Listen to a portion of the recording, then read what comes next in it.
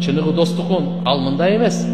Досум деп ичинен күйүп, сенин ийгилигиңи көрө алган, кыйынчылыгыңа кайгырган, сени дайыма сурап турган, сени Алла Тааланы сага эстетип турган, кемчилигиңди жашырып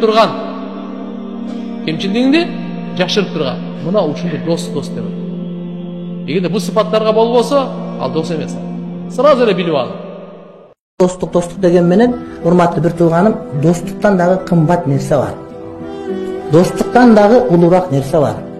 Достук кээде бузулат. Кээде достукту бузганга туура келет.